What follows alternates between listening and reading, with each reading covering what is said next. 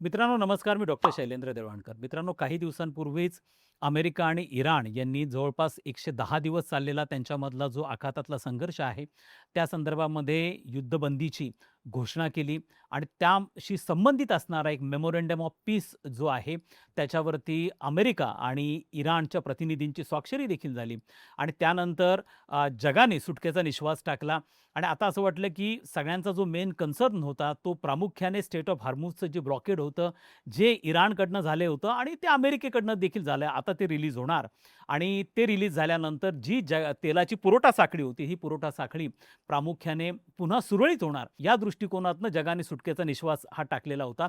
कारण ह्या संपूर्ण 100 दिवसाच्या काळामध्ये ही पुरवठा साखळी पूर्णतः विस्कळीत झालेली होती. जगामध्ये अनेक देशांचा तेलाच्या सप्लायचा जो मुख्य स्रोत आहे, तो स्टेट ऑफ हार्मुझ आहे.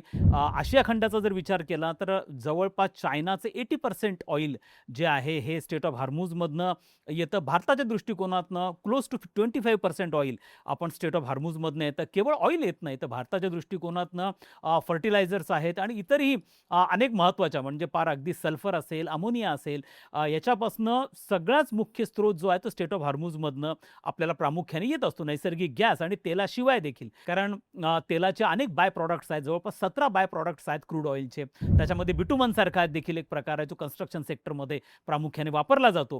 तर अशा स्वरूपाने जगामध्ये याचे परिणाम सगळीकडे बघायला मिळत होते आणि ही शस्त्रसंधी झाल्यानंतर स्टेट ऑफ हार्मुझचं ब्लॉकेड रिलीज होणार, अशा स्वरूपाच्या देखील सगळीकडे वातावरण तयार झालेलं असताना अचानक इस्रायलने लेबननवरती अटॅक सुरू केले आणि लेबननवरच्या अटॅकनंतर पुन्हा एकदा इराणने सांगितलं की आम्ही स्टेट ऑफ हार्मुझचं जे ब्लॉकेड आम्ही केलेलं होतं, ते आम्ही पुन्हा इंटॅक्ट ठेवतो आहे. या संदर्भामध्ये अजूनही स्पष्ट परिस्थिती पुढे येताना दिसून येत नाहीये. अशाही बातम्या आहेत की इराण मोठ्या प्रमाणावरती टोल वसुली करतो आणि टोल वसुलीनंतरच त्या वेसल ज्या आहेत त्या पास होण्यासाठी परमिशन ही दिली जाते. अमेरिकेकडनं जे नॅव्हल ब्लॉकेड केलं जात आहे, त्यासाठी अमेरिकेने अजूनही 60 दिवसांचा अवधी हा मागून घेतलेला आहे. मेमोरंडम ऑफ पीसवरती स्वाक्षरी झाल्यानंतर स्वित्झर्लंडमध्ये या दोन्ही देशांदरम्यान महत्त्वाच्या टॉक्स होणार होत्या. त्यातलं टेक्निकल टॉक्स ज्या आहेत, टेक्निकल विषयांवरच्या, त्यामध्ये प्रामुख्याने जो मेमोरंडम ऑफ पीसमधल्या काही अटी होत्या, त्याला फायनलाइज कशा पद्धतीने करता येईल, या दृष्टिकोनातून विशेष म्हणजे अण्वस्त्रांचा जो विषय आहे किंवा अणु कार्यक्रम जो इराणचा आहे, त्या संदर्भात महत्त्वपूर्ण निर्णय होणार होते. दरम्यानच्या काळामध्ये जेव्हा हा मेमोरंडम ऑफ पीसवर स्वाक्षरी झाली आणि सगळीकडे एक सकारात्मक वातावरण होतं, अशाच वेळेला पुन्हा एकदा इस्रायलचे लेबननवरती अटॅक झाले. या मेमोरंडम ऑफ पीसमधलं पहिलं जे आर्टिकल आहे, 14 आर्टिकल्स या मेमोरंडम ऑफ पीसमध्ये आहेत. त्यापैकी जे पहिलं आर्टिकल आहे ते असं आहे की सर्व फ्रंट्सवरचे जे वॉर्स आहेत, सर्व फ्रंट्सवरचे जे संघर्ष आहेत, ते पूर्णपणे थांबले जातील. म्हणजेच काय, इस्रायल आणि इराणमधला संघर्ष असेल, अमेरिका आणि इराणमधला संघर्ष असेल, इस्रायल आणि लेबननमधला संघर्ष असेल, इराण आणि इतर अरब देश यांच्यामधला संघर्ष असेल, हे सगळे संघर्ष, सर्व फ्रंटवरचे संघर्ष हे थांबवले जातील. अशा प्रकारचं पहिलं क्लॉज होतं, ती पूर्व अट होती आणि ते असताना देखील आपण असं बघतो की इस्रायलकडनं लेबननवरती अटॅक झाले. त्यामुळे पुन्हा एकदा इराण नाराज झाला. यामध्ये अमेरिकेने इस्रायलला खडे बोल सुनावले आणि सांगितलं की तुम्ही असा प्रकार करू नका. आणि आता जे स्वित्झर्लंडमध्ये टॉक चालू आहेत, चर्चा चालू आहेत, त्यामध्ये देखील एका महत्त्वपूर्ण मुद्द्यावरती चर्चा होती आहे आणि ती आहे की इस्रायलचे लेबननवरचे अटॅक्स हे थांबवले गेले पाहिजे. ते कसे थांबवले जातील, या दृष्टिकोनातनं चर्चा ही प्रामुख्याने चालू. त्याचं पहिलं सेशन हे पूर्ण झालं आहे, ज्याच्यामध्ये पाकिस्तान, कतारची मध्यस्थीची भूमिका आहे आणि त्याच्यातलं पहिलं टॉक्सचा जो राऊंड आहे तो आता पूर्णपणे पार पडलेला आहे. अर्थात हा जरी मेमोरंडम ऑफ पीसवर स्वाक्षरी झालेली असली आणि स्वित्झर्लंडमधले टॉक्स हे सुरू झालेले असले, तरी देखील एकूणच या शांती प्रक्रियेवरती प्रश्नचिन्ह आहे आणि तो प्रश्नचिन्ह आहे इस्रायल आणि लेबननमधला संघर्ष, जो अजूनही थांबलेला नाहीये.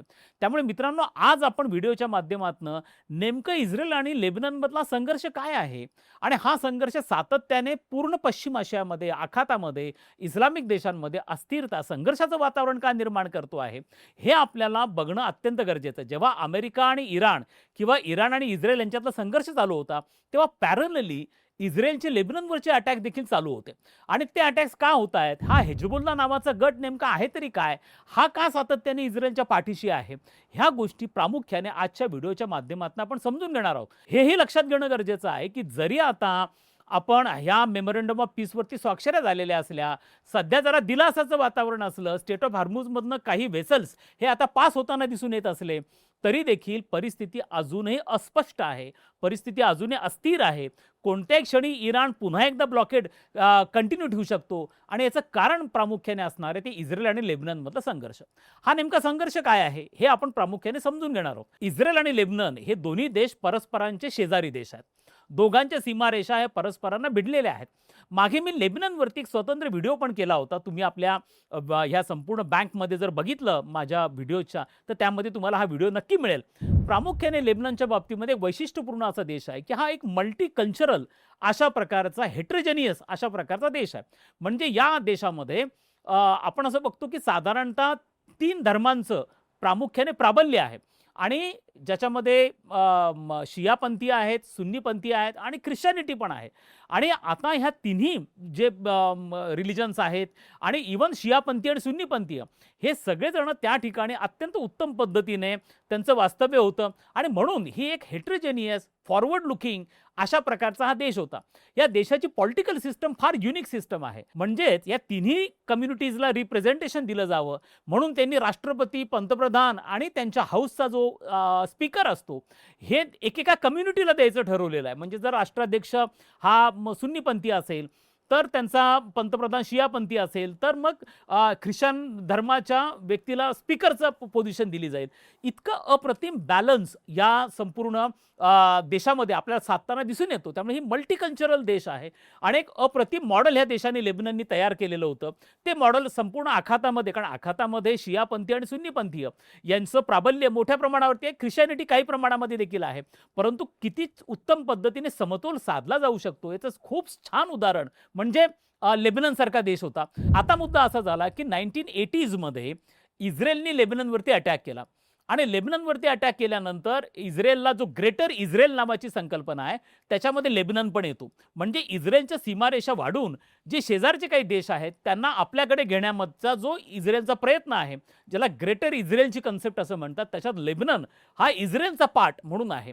आणि 80s मध्ये, अर्ली 80s मध्ये इस्रायलने मोठ्या प्रमाणावरती अटॅक हा लेबननवरती केलेला होता आणि त्यामध्ये मोठ्या प्रमाणात सैन्य देखील त्या ठिकाणी घुसवलं होतं. त्याच्यापूर्वी 1979ला इराणमध्ये रिलिजियस रिव्होल्यूशन झालं आणि त्या ठिकाणी शहा पहलवीची जी राजवट होती ती उलथून पाडण्यात आली आणि मग त्या ठिकाणी खामेनी किंवा पहिले खोमेनींची होती ही त्यांची एक धार्मिक राजवट त्या ठिकाणी इस्टॅब्लिश झाली. पहिले खोमेनी आणि मग नंतर 10 वर्षानंतर खामेनी. खोमेनींचं राजवट 10 वर्ष होती आणि अजूनही इराणमध्ये ती धार्मिक राजवट चालू आहे जी शियापंथीय इराण हा देश आहे. आणि त्या धार्मिक राजवटींनी म्हणजे याच्याकडनं अनेक जणांनी इन्स्पिरेशन घेतलं या रिलिजियस रिव्होल्यूशनमधनं इराणमध्ये झालेल्या आणि या इन्स्पिरेशनमधनं आखातामध्ये अनेक इस्लामिक देशांमध्ये शियापंथीय काही ठिकाणी बहुसंख्याक आहेत, काही ठिकाणी अल्पसंख्याक आहेत. जसं सिरिया असेल, इराक असेल, लेबनन असेल, याच्यामध्ये त्यांची पॉप्युलेशन सायझेबल आहे. त्यामुळे इथल्या जे शियापंथी आहेत त्यांनी ह्या इराणमध्ये झालेल्या रिव्होल्यूशनकडनं मोठं इन्स्पिरेशन घेतलं आणि मग ज्या वेळेला इस्रायलने लेबननवरती 1982ला अटॅक केलेला होता त्या अटॅकला रेजिस्ट करण्यासाठी, त्याचा प्रतिकार करण्यासाठी अनेक गट हे लेबननमध्ये तयार झाले. त्यापैकी एक गट होता हेजबोल्ला नावाचा. हा हेजबोल्ला गट हा प्रामुख्याने शियापंथीयांचा आहे आणि त्याला इराणचं रिव्होल्युशनरी गार्ड म्हणजे इराणचं जे सैन्य आहे त्याच्याकडनं हेजबोल्लाला प्रामुख्याने सपोर्ट मिळायला सुरुवात झाली. त्यामुळे हेजबोल्लाचा जन्म कधी झाला तर हा जन्म 1981-82च्या आसपास हा जन्म झाला. हा जन्म का झाला तर प्रामुख्याने इस्रायलनी जो अटॅक लेबननवरती केला होता त्याचा प्रतिकार करणं, इस्रायलला लेबननच्या बाहेर काढणं यासाठी हा हेजबोल्ला गट झाला. हेजबोल्ला बरोबर इतरही गट त्या ठिकाणी होते, काही सुन्नीपंथीय गट देखील होते. मात्र त्यांचं अस्तित्व नंतर कमी झालं कारण इस्रायलनी लेबननवरचं आपलं जे आक्रमण होतं ते परत घेतलं. ते जरी परत घेतलं असलं तरी इस्रायलच्या काही वसाहती साऊथ लेबननमध्ये आहेत, काही त्यांच्या वस्त्या साऊथ लेबननमध्ये आहेत आणि मग त्याचा रेजिस्ट करण्यासाठी, त्याचा प्रतिकार करण्यासाठी हेजबोल्ला 1982 पासून 1982 पासून हेजबोल्ला त्या ठिकाणी पाय रोवून बसलेला आहे. मग नंतर हेजबोल्ला पॉलिटिकल फोर्स झाली, मग त्यांनी इलेक्शन लढवायला सुरुवात केली आणि अजूनही अनेक गट त्या काळात निर्माण झाले होते लेबननमध्ये. त्यांचं अस्तित्व नष्ट झालं, मात्र हेजबोल्लाचं अस्तित्व अजूनही टिकून आहे आणि ही एकमेव सशस्त्र अशा प्रकारची संघटना आहे ज्याला ऍक्टिव्ह सपोर्ट हा इराणकडनं मिळतो, इराणच्या रिव्होल्युशनरी गार्ड्सकडनं मिळतो. त्यामुळे त्यांच्याकडे स्टेट ऑफ आर्ट इक्विपमेंट्स आहेत आणि सातत्याने ते इस्रायलवरती अटॅक करत असतात, इस्रायल त्यांच्यावरती अटॅक करत असतो.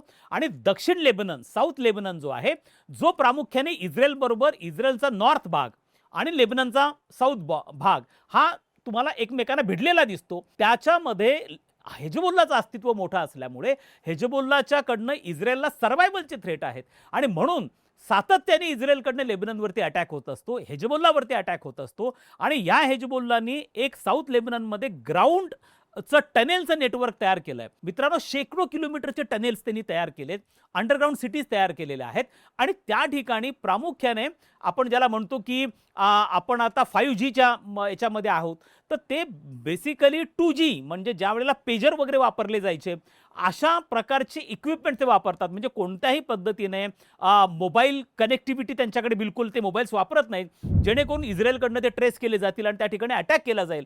ते पेजरच्या माध्यमातून मध्यंतरी एक बातमी देखील आपण सगळ्यांनी वाचली असेल की ते काही पेजर्स त्यांनी तैवानकडनं इम्पोर्ट केलेले होते आणि या पेजर्समध्ये इस्रायलकडनं एक अशा प्रकारचे काही बॉम्ब्स हे त्या पेजरमध्ये टाकले गेलेले होते, जे एकाच वेळेला एक्सप्लोड झाले. साधारणतः 500-600 स्फोट ह्या टनेल्समध्ये घडून आले होते आणि ज्याच्यामध्ये शेकडो लेबनन्स जे सगळे रिव्होल्युशनरी आहेत ते मारले गेल्याच्या बातम्या देखील समोर आलेल्या होत्या. त्यामुळे यांच्यातला संघर्ष हा 30-35 वर्ष जुना अशा प्रकारचा संघर्ष आहे.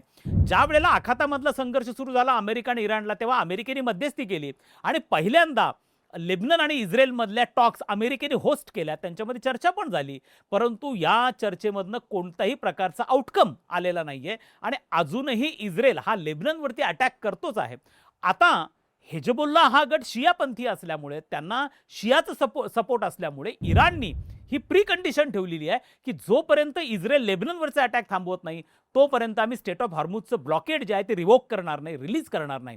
परंतु आता जरी त्यांनी रिलीज केलेलं असलं तरी परत त्यांनी ते ब्लॉक केलेलं होतं आणि भविष्यामध्ये इस्रायल लेबननवरती अटॅक करणं थांबवणं अशक्य आहे. याचं कारण असं आहे की इस्रायलसाठी पण तो सर्व्हायव्हलचा प्रश्न आहे आणि त्यामुळे हे अटॅक्स होत राहतील, इतके होत राहतील की गेल्या काही दिवसांपूर्वी लेबननची राजधानी बैरूतपर्यंत हे इस्रायलच्या फोर्सेस गेलेल्या होत्या. अजूनही इस्रायली फोर्सेस हे लेबननमध्ये आहेत, त्यांचं अस्तित्व त्या ठिकाणी आहे आणि आता जे टॉक्स होत आहेत प्रामुख्याने इस्रायल आणि लेबननमधले, त्याला हेजबुल्लाचा सपोर्ट नाही आहे. हे सगळ्यात महत्त्वाची बाब आहे. आणि अजून एक महत्त्वाची बाब म्हणजे जो मेमोरँडम ऑफ पीस आता इराणमध्ये आणि अमेरिकेमध्ये याच्यावर स्वाक्षरी झाली, त्याच्यावरती इस्रायलची स्वाक्षरी नाही आहे. हे सगळ्यात महत्त्वाची बाब आहे. त्यामुळे इस्रायल आणि अमेरिकेमध्ये काही डिफरन्सेस तयार झालेले आहेत. हे जरी ते दोघं बोलून दाखवत नसले तरी स्पष्ट झालेलं आहे. मध्यंतरी डोनाल्ड ट्रम्प यांनी काही दिवसांपूर्वी ते एक स्टेटमेंट केलेलं होतं की इस्रायल आमच्यामुळे आहे आणि जेवढी मदत मी नेतन्याहूला केली, मी इस्रायलला केली, तेवढा कोणत्या अमेरिकन प्रेसिडेंटनी केलेली नाहीये. त्यामुळे आता इस्रायलनी आपले सगळे जे अटॅक्स आहेत ते आटोक्यात आणावेत, नियंत्रणामध्ये आणावेत, अशा पद्धतीने डोनाल्ड ट्रम्पनी एक पद्धतीने इस्रायलला सुनावलं देखील होतं.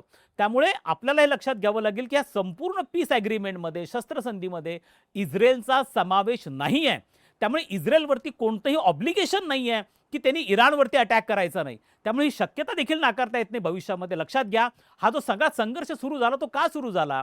हा जो आखातामधला संघर्ष सुरू झाला हा प्रामुख्याने इस्रायल आणि इराणमध्ये सुरू झाला.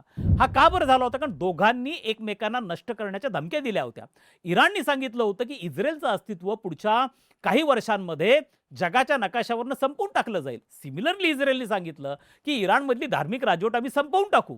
त्यामुळे सगळ्यात महत्त्वाचा धोका जो इस्रायलला आहे इराणकडनं, तो असा आहे की इराणकडे अशा स्वरूपाचे मिसाईल्स आहेत की जे इस्रायलची आयरन डोम सिस्टम, जी एअर डिफेन्स सिस्टम आहे, ती भेदू शकतात, इस्रायलवरती अटॅक करू शकतात. अशा प्रकारचे मिसाईल्स हे इराणकडे आहेत आणि त्याचा धोका हा प्रामुख्याने इस्रायलला आहे. त्याचप्रमाणे इराण हा NPT म्हणजे न्यूक्लिअर नॉन प्रोलिफरेशन ट्रीटीवरती स्वाक्षरी करणारा देश असूनही इराण गेल्या 1 दशकांपासून अण्वस्त्र विकासाचा कार्यक्रम सिस्टमॅटिकली राबवतो आहे आणि त्यांच्याकडे 6 ते 7 न्यूक्लिअर वेपन्स असण्याची शक्यता नाकारता येत नाहीये आणि त्यामुळे त्यांचा न्यूक्लिअर वेपन्स प्रोग्राम बंद करणं, त्यांचे मिसाईल्स उद्ध्वस्त करणं आणि तिथली धार्मिक राजवट संपवून टाकणं, त्या धार्मिक राजवटीमुळे सगळं घडतंय असं म्हणून हा संघर्ष सुरू झाला होता आणि अमेरिकेने इस्रायलची साथ दिली आणि इराणवरती अटॅक केला. झालं मात्र सगळं उलटच. धार्मिक राजवट काही संपलेली दिसून येत नाहीये. मिसाईल्स जे आहेत ते काही प्रमाणात उद्ध्वस्त झाले पण अजूनही इंटॅक्ट आहेत आणि आता जो न्यूक्लिअर प्रोग्राम आहे त्या न्यूक्लिअर प्रोग्राम संदर्भात टॉक चालू आहेत. मात्र इराण हे काय ओपनली करणार नाही, ते गुप्तपणे करणार आहे आणि ते गुप्तपणे तो गेल्या अनेक वर्षांपासून करतो आहे. दोघांनाही सर्व्हायव्हलचा थ्रेट असल्यामुळे, अस्तित्वाचा प्रश्न असल्यामुळे दोघेही जण आपलं ज्याला आर्मामेंट म्हणतो म्हणजे स्वतःला सशस्त्रीकरण हे दोघे चालू ठेवतील. या संपूर्ण डीलमध्ये इस्रायल नाही आहे. इस्रायल लेबननवरती कंटिन्युअसली अटॅक करत राहणार आहे.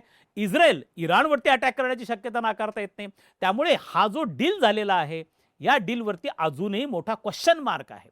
अजूनही परिस्थिती ब्लिक आहे, अस्थिर आहे, अस्पष्ट आहे. जरी डोनाल्ड ट्रम्प सांगायचा प्रयत्न करत असले, कारण डोनाल्ड ट्रम्पला याच्यामधनं एक्झिट पाहिजे होती, याच्यातनं बाहेर पडायचं होतं, कारण हा प्रचंड अंगलट आला होता डोनाल्ड ट्रम्पला. त्यांना ना काँग्रेसचा सपोर्ट होता, अमेरिकन जनतेचा सपोर्ट नव्हता आणि त्यांच्याकडे आता निवडणुका येऊ घातलेल्या आहेत. त्यामुळे डोनाल्ड ट्रम्पना आपले हात सोडवून घ्यायचे होते आणि म्हणून घाईघाईने का होईना इराणच्या टर्म्स कंडिशन त्यांनी ॲक्सेप्ट केल्या. बघा काय पॅराडॉक्स आहे, कसा विरोधाभास आहे. ज्या अमेरिकेने अटॅक करून करून टॉम हॉक मिसाईल, बंकर बस्टर मिसाईल टाकून टाकून इराणचं सगळं इन्फ्रास्ट्रक्चर उद्ध्वस्त केलं, त्याच इराणच्या रिकन्स्ट्रक्शनला अमेरिकेने $300 बिलियन मान्य केलं ह्या 14 पॉईंट्समध्ये. म्हणजे तुम्ही उद्ध्वस्त केलं आणि तुम्हीच इराणचं रिकन्स्ट्रक्शन करता आहात. याचाच अर्थ असा दिसून येतो की या संपूर्ण प्रकरणामध्ये अमेरिका रिसिव्हिंग एंडला आहे. कोणत्या म्हणजे एक पद्धतीने सगळं अंगलट ट्रम्पच्या आलेलं आहे आणि म्हणून त्यांना आपले हात सोडून घ्यायचे होते. मात्र या कोणत्याही प्रकरणामध्ये इस्रायल नाही आहे हे लक्षात ठेवा. इस्रायलचा ह्या सगळ्या प्रकरणात संबंध नाही आहे आणि म्हणून इस्रायल हा एक असा एलिमेंट आहे की ज्याच्यामुळे या संपूर्ण मेमोरंडम ऑफ पीसवरती पुन्हा पुन्हा अस्पष्टपणे किंवा पुन्हा क्वेश्चन मार्क निर्माण होऊ शकतो आणि त्यामुळे हा संघर्ष पूर्णपणे थांबलेला आहे. आता आपण सुटकेचा निश्वास टाकला पाहिजे असं अजिबात म्हणण्याची गरज नाही आहे आणि त्यामुळे बघावं लागेल की पुढच्या 60 दिवसांमध्ये जेव्हा हे जिनेवामधले किंवा टॉक्स चालू आहेत, हे टॉक्स कोणत्या लेवलपर्यंत जातात आणि खरंच हे सगळे देश एवढी स्ट्रॉंग विल पॉवर दाखवतात का की आम्हाला आता संघर्ष थांबवलाच पाहिजे, त्यावरती भविष्यातल्या गोष्टी निर्भर आहेत.